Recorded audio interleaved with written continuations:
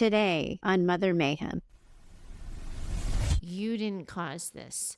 You didn't bring this into your life by being too nice. You didn't deserve this because of any of your own shortcomings. You were conditioned.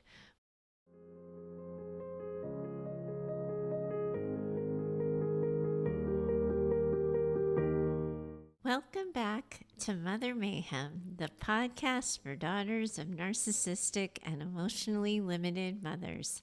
I'm your host, Heather Gray, and man, oh man, I am really glad to be back with all of you after taking a few weeks off from our regular publishing schedule.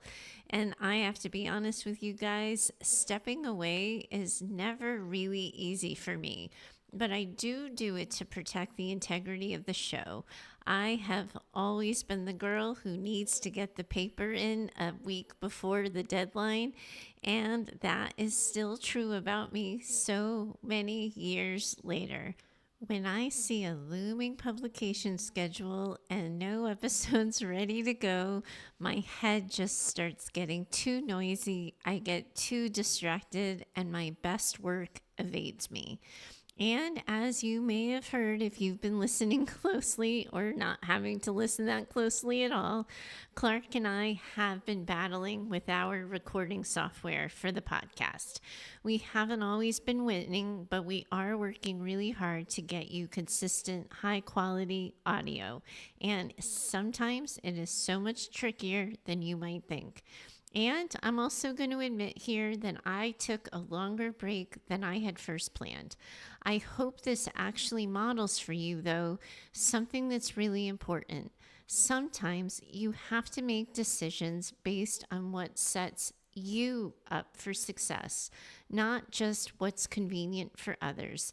And as the planner, the driver, and the decision maker for Mayhem, I get to decide what helps me be my best self and put out the best product for all of you. And for me, that meant taking off a little bit more time than I had originally expected so that I could really show up for these episodes. And fun fact, turns out I had been dealing with a low-level sinus infection for months, something that I had been minimizing and ignoring. I've been having issues with my voice, both in recording the podcast and in sessions and in group with people. And of course, because I wasn't totally debilitated by it, I could still work and I could still work out. Well, turns out I brushed it all off. Such a classic move for us women, right?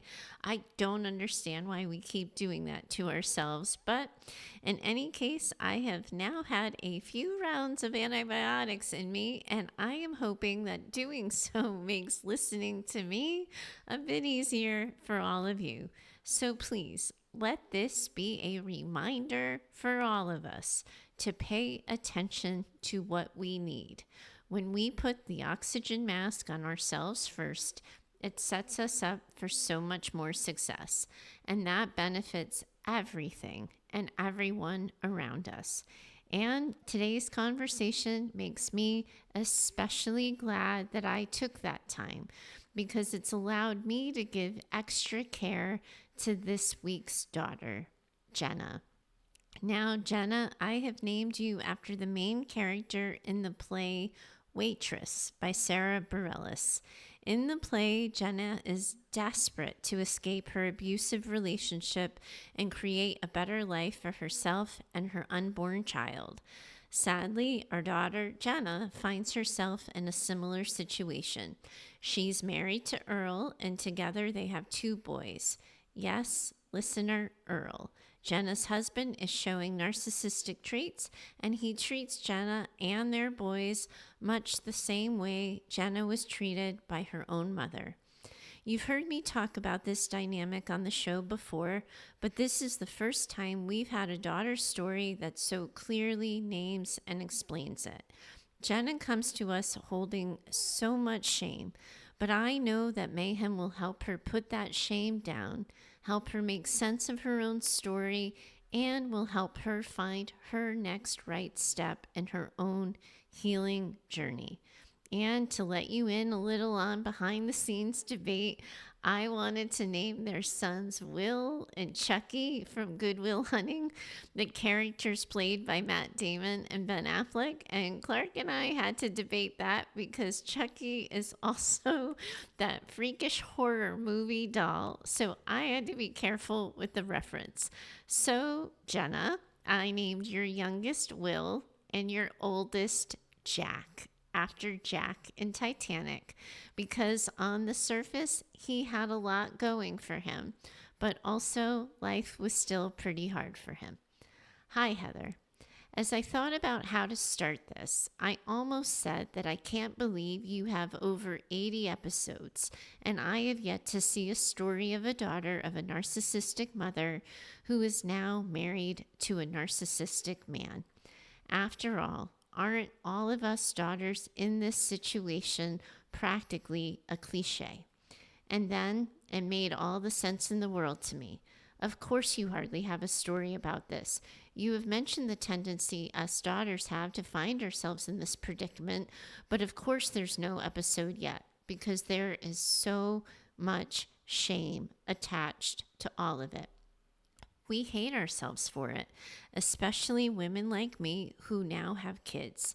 I, of all people, know the special kind of hell narcissism creates for children, and I am now giving my 2 kids the exact same childhood I worked so hard to run away from. I can hardly stand it. I can hardly sit with myself. I hate myself. Every day, I try to be everything for my kids that he isn't. And every day, I just fight the feeling that none of it will ever or could ever be enough to make up for what they're dealing with and will have to deal with in the future. I am a boy mom of 2 sons, 7 and 11. When our first son was born, my husband, Earl, was overjoyed.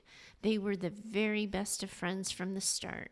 Earl was the man as a first-time dad, getting up at night, changing diapers, being present. Earl's first love is baseball, and Jack loves it too. Our oldest is his little man, and we hear that a lot around here. When the dynamic first showed itself, I just thought he was the best dad, that I had actually picked good, that I was lucky to have a partner who wanted to be so in on his son's life. I missed the early signs, but now with our second, it is so painfully clear to me. Jack is his golden child, and Will is his scapegoat, his object of mild scorn, passive ridicule, and constant low-level hum of judgment and disdain. Will was born early with some complications with his lung development that led to a 4-day stay in the NICU until he could get a little stronger and get his breathing more clear. When it was emergent, Earl was there, talking to the nurses, asking questions, and again, just being that good guy. Once Will was stable and we were home, it was less than 2 hours from when we arrived home that Earl said he was taking the new big brother out to celebrate, so Will and I could quote unquote rest. Jack told his dad that he wanted to stay with us and just watch and play with his little brother. I felt the hairs rise up on my neck when I heard Earl say, "You're casting me away that quickly? We're not best friends anymore? I have to compete with a baby?"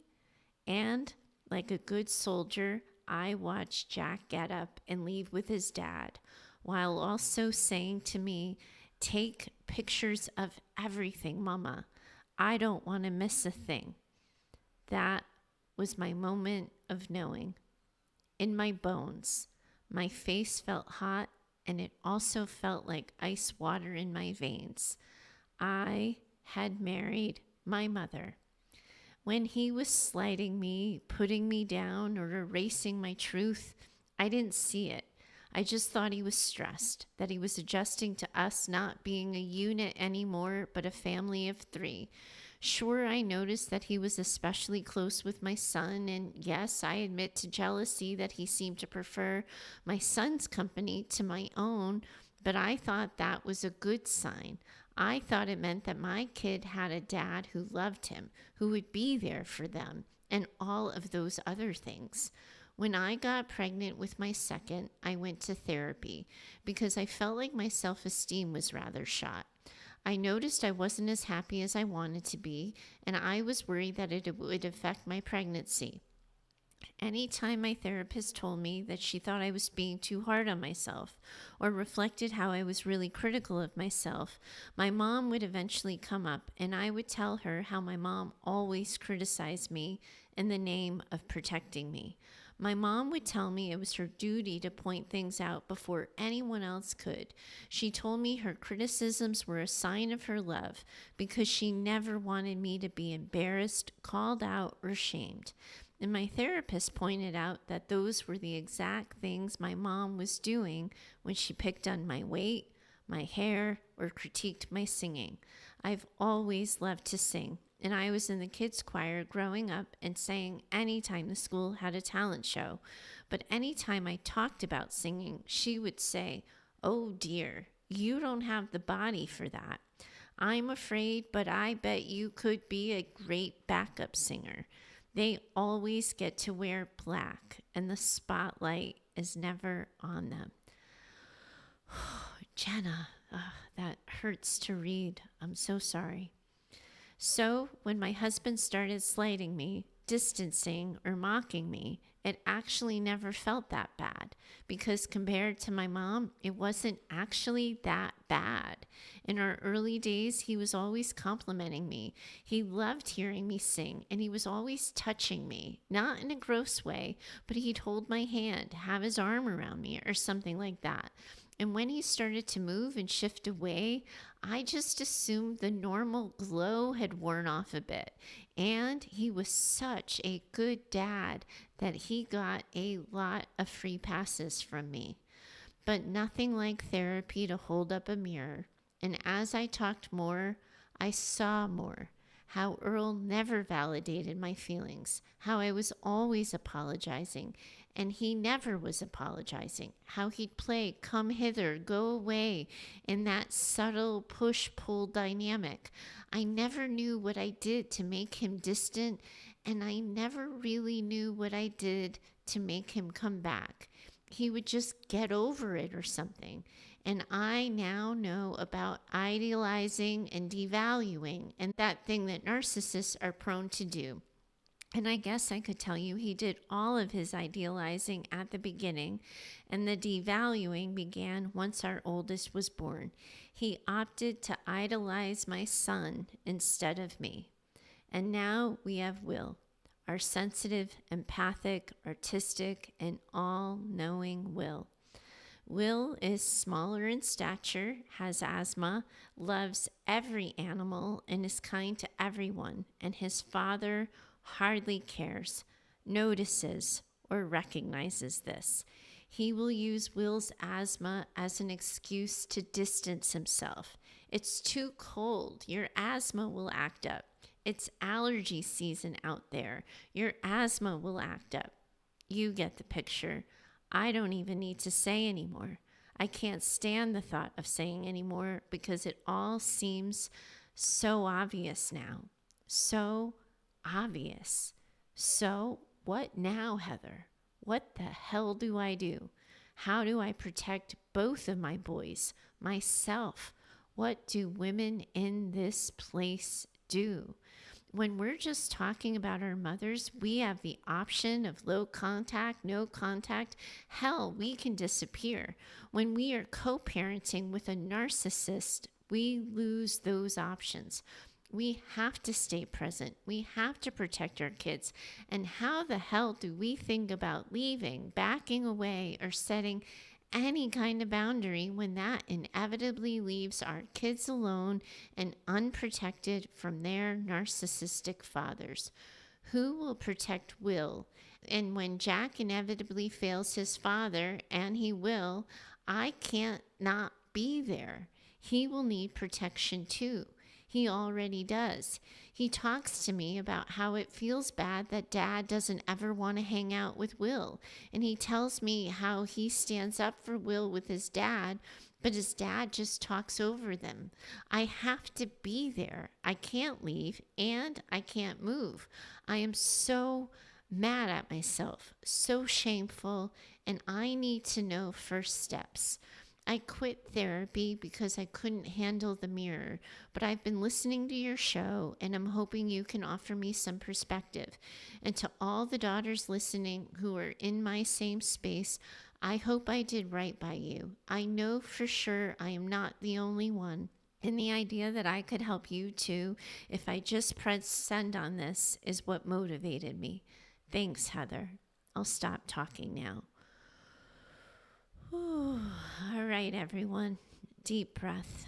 Let's all just hold Jenna and her pain and her shame.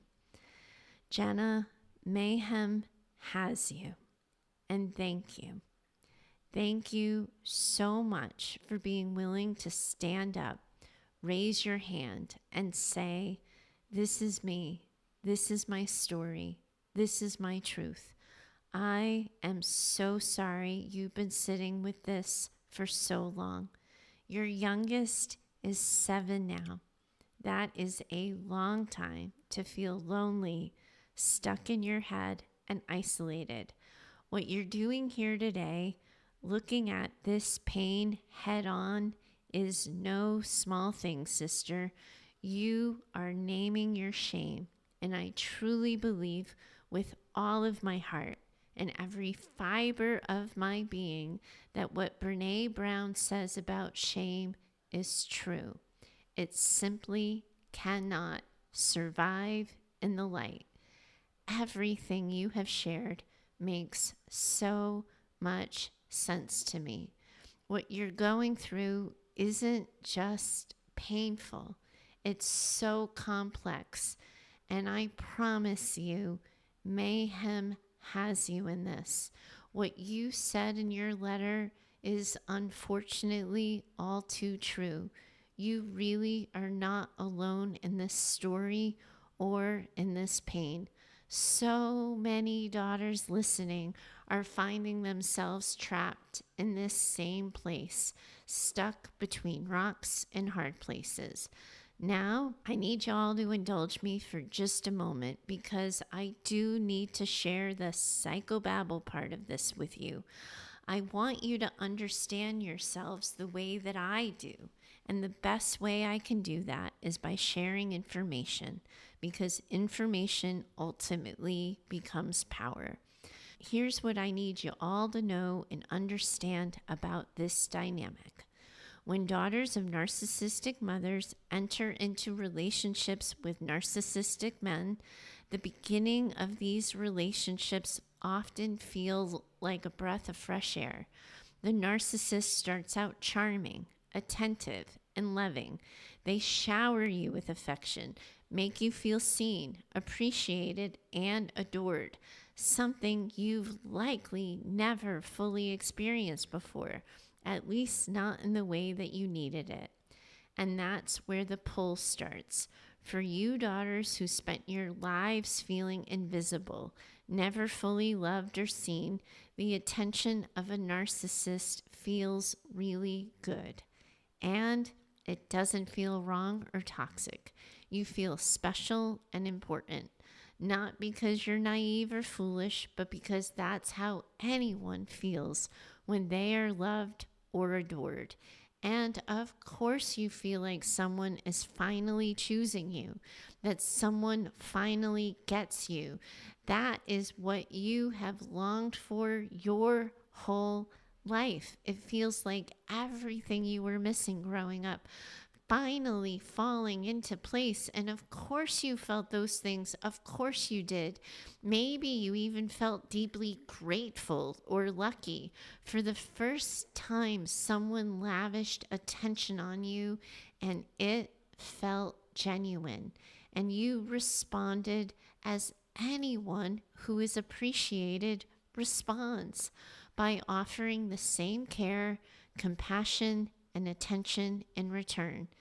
And in the beginning, everything probably seemed balanced because it was balanced. The narcissist ego was fed with your admiration and your emotional needs were being met too. It felt good, like your first healthy relationship. You were getting what you needed and they were getting what they needed. And for a while, it was all working. Here's where it got tricky. Eventually, your husband's need for attention grew. It didn't stay at the level it was at the beginning. The compliments, admiration, and attention that once seemed to be enough are now not enough. He needed more praise, more validation, more of everything. And this is where things start to go sideways for so many of you. What used to feel like healthy affection now subtly shifts into subtle pressure. The narcissist begins to expect more from you. They might imply that you're not doing enough. They might make comments suggesting that you're falling short, that you need to be more available, more flattering, more attentive to their needs. They may start to communicate in small ways that you aren't enough, that their ego needs more than what you're providing. And at first, it can be hard to notice these subtle shifts. But over time, you begin to feel it. The pressure to give more, to be more, the feeling that your best isn't enough. You might even feel like you're walking on eggshells, trying to stay in their good graces, trying to avoid the inevitable letdown. That's because their needs are never truly met. They will always want more. And here's where it gets even more complicated. You have been conditioned to believe that if you give more, do more, be more, they'll finally be satisfied.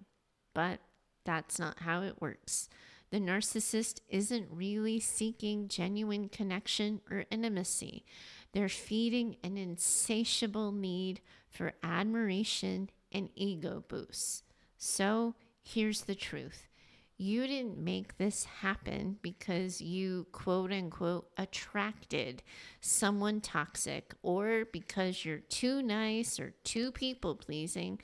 This dynamic is rooted in your needs as a daughter of a narcissistic or emotionally limited mom and in the natural longing you have always had to be seen. You didn't cause this.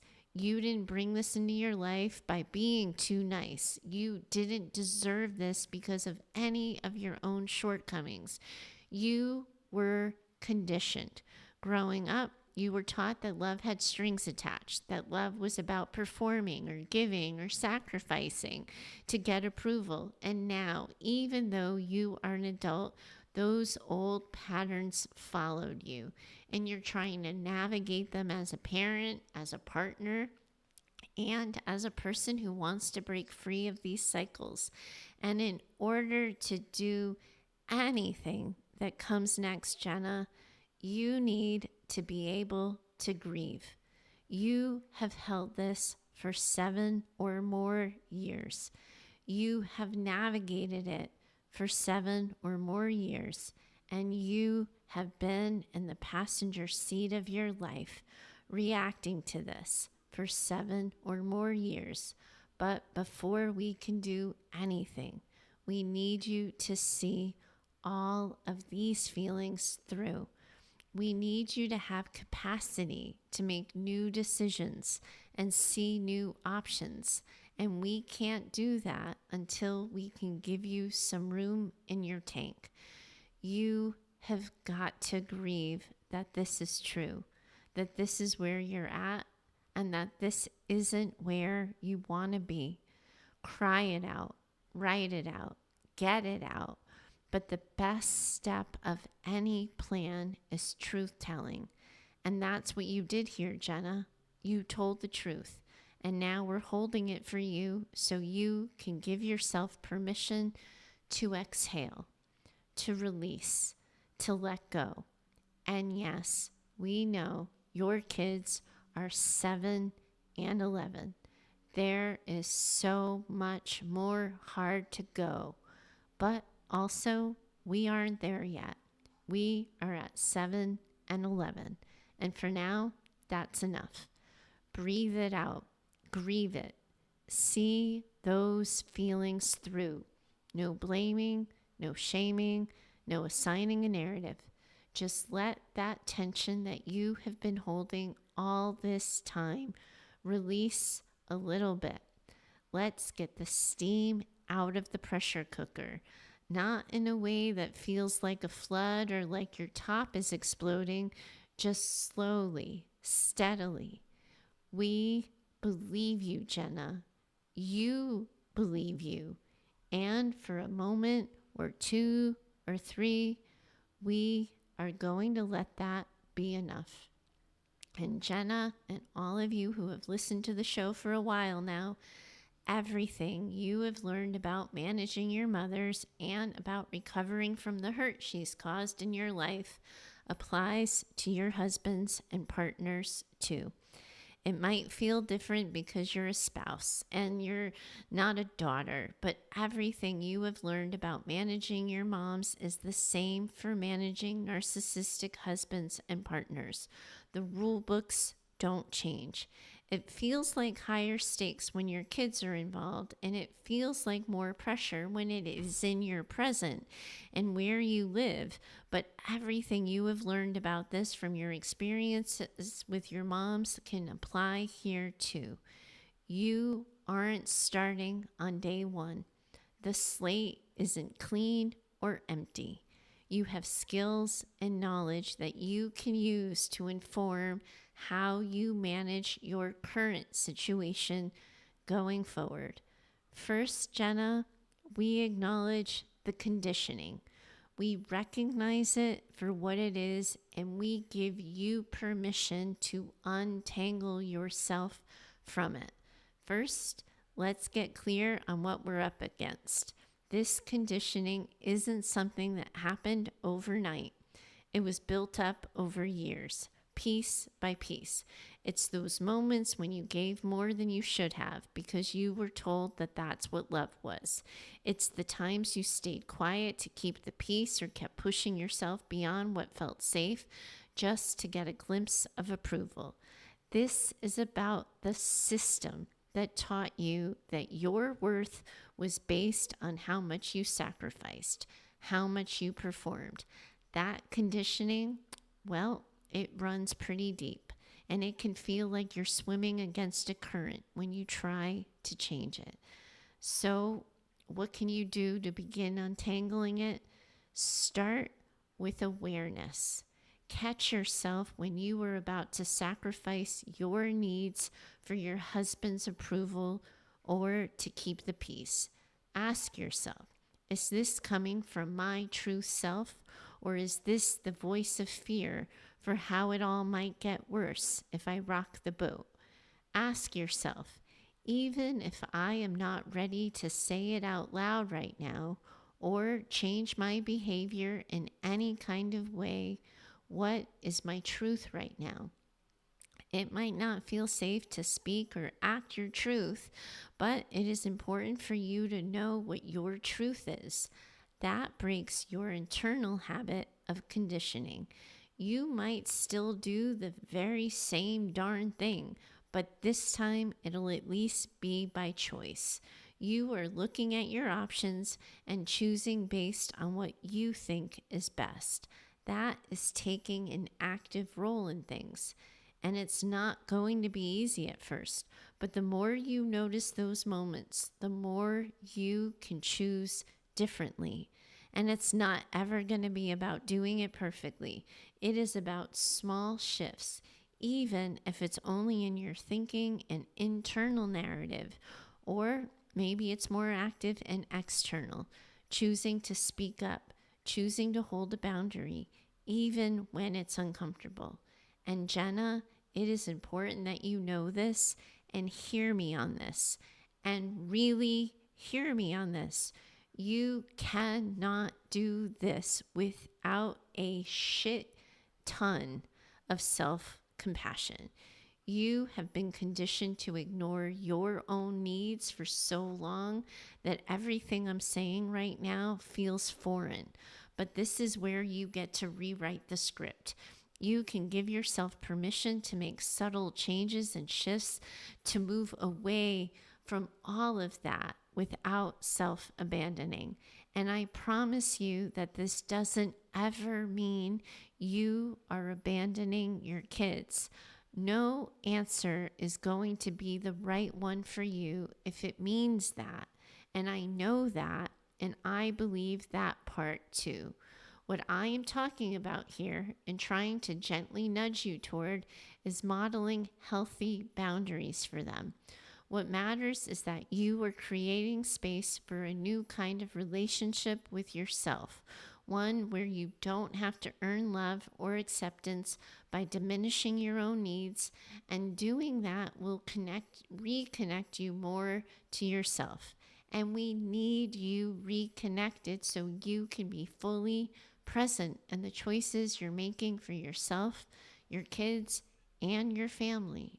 Now you and I need to keep naming the hard truths so that they don't get internalized back into shame. And this one, well, you already know it. You spoke to it in your letter.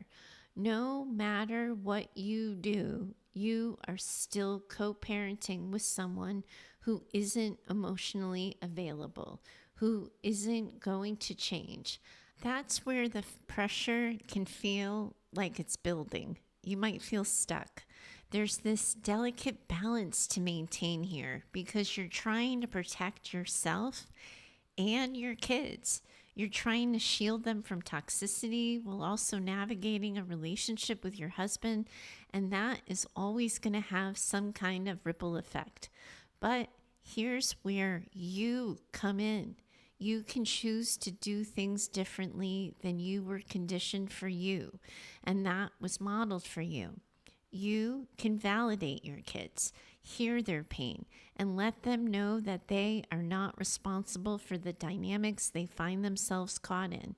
You can give them a safe space to feel their feelings without adding to the burden. You can tell your kids the truth. I believe in this more than anything. Kids can handle a lot when they are handling the truth. A lot of women in your position, Jenna, well, they try to keep the peace by staying aligned with the narcissist because they fear the backlash of not doing so. But it is okay to tell Jack, I know it's hard for you that dad chooses you over Will. You are such a good brother for noticing this, but it isn't yours to fix. And you can tell Will, I know it's hard watching dad leave with your brother while coming up with excuses for why you can't go. I really wish he wouldn't do that. If you are going to set a boundary with his dad about this behavior, then you can say so. But remember what I said about the truth. Only say what is true. And if you don't think you're going to be speaking to his father about this, don't say that you're going to. Here is what I want all of you listening to know. That great big moment of clarity where you think you will just up and leave and deal with whatever happens next, or the moment where you think to yourselves, this is my lot in life, and think you have to stay, well, that really isn't real life. Neither of those paths or how it ever actually goes. Changing this dynamic happens in micro moments, in micro decisions, and in the baby steps. It is deciding that when Earl goes off with Jack, you are going to go and do something with Will. It is going to be in initiating plans with both of your boys and not inviting Earl. It is sitting at a dinner table and listening to Earl and saying, I don't agree. Or after he asks Jack about his day and skips over Will, it's about asking Will how his day was. We know there is no arguing with a narcissist, so calling your husband out on how he speaks to his kids will likely only instigate him into doubling down. But when you catch Earl favoring Jack over Will, you can say so. You can be the first to notice, so Will doesn't even have to tell you. You can invite him to tell you how he feels about all of it. And when Jack notices, you can say, yeah, I noticed that too. That isn't fair. And I wish your dad didn't do that. Or I wish he hadn't said that. You aren't making excuses for their father. You aren't saying he might have misunderstood or that he didn't mean it that way. You are saying, yes, that sounded mean to me too. I can't apologize for Dad, but I can tell you that comment was mean, unfair, and you didn't deserve it. It's saying out loud, Will is fine to go so long as he has his inhaler. I had his doctor write a note so you would be reassured. It's modeling the change you want to see. It's leading with love and truth for your kids. It's responding to Earl's pushback with, I know you disagree. I know you think that, and not trying to engage with him or respond to gaslighting, threats, or manipulations. It's modeling for kids what you want your kids to know, think, and do. It's telling your kids the truth. It's validating their experiences. So many mama bears are willing to do for their kids what is so hard to do for themselves. And so many of you get tied up in knots with guilt and shame because you see your kids reliving your childhoods. But this is not that. You are telling your kids the truth. You are validating their experiences. You are helping them find their next right step.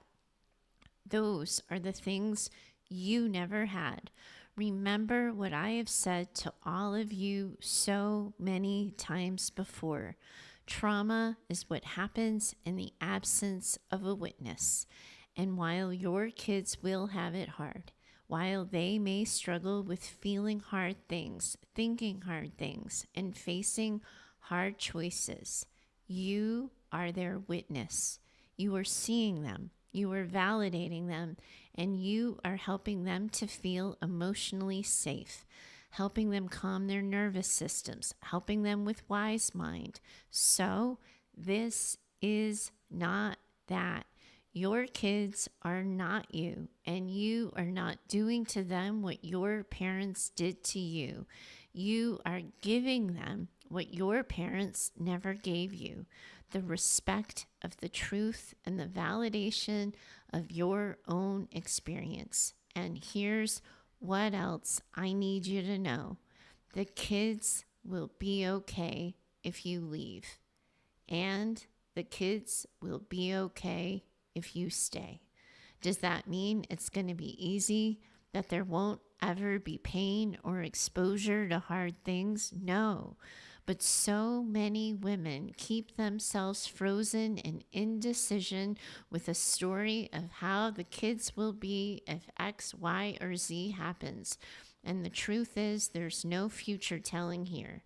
There is no way to know. Pretending that we can know only gives power to the narcissist, because you already know this with your mothers. You cannot control them. You can only control your response to them, and only you can know what your right answer is.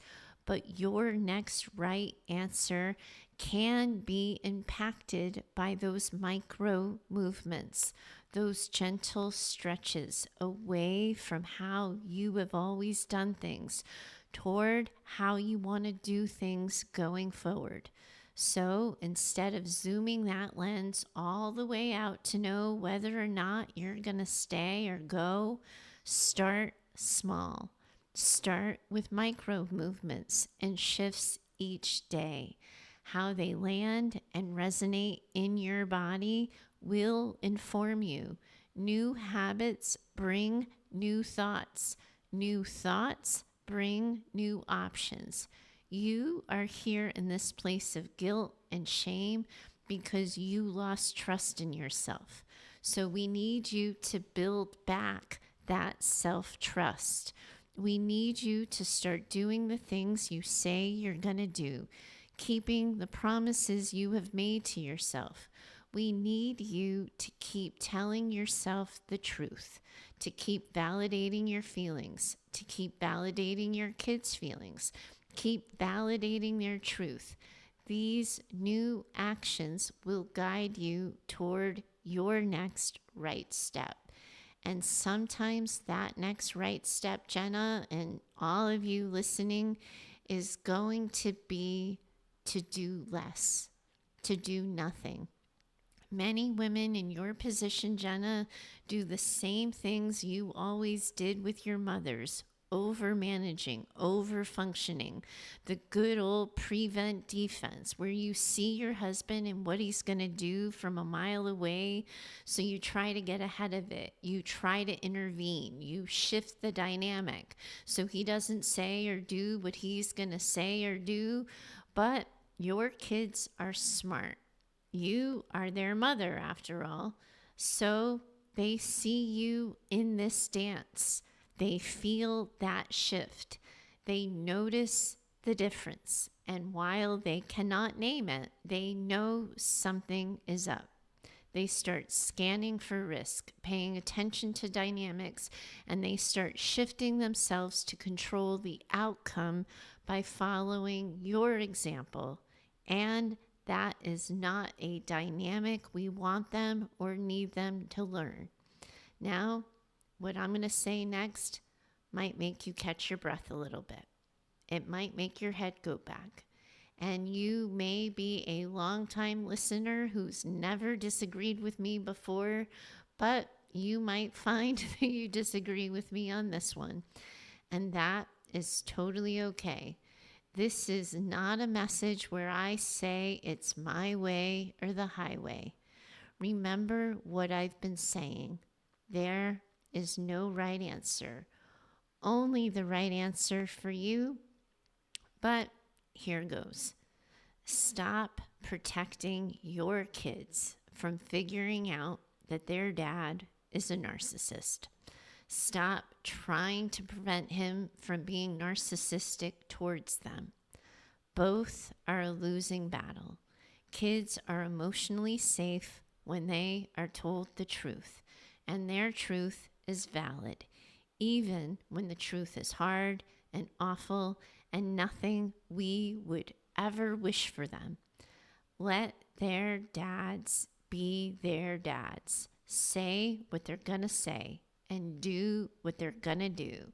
Let your kids see the truth and then help them hold it. Yes, dad ignored you. Yes, dad said a mean thing to your brother. Yes, that was awful. Don't try to prevent your husband from being awful.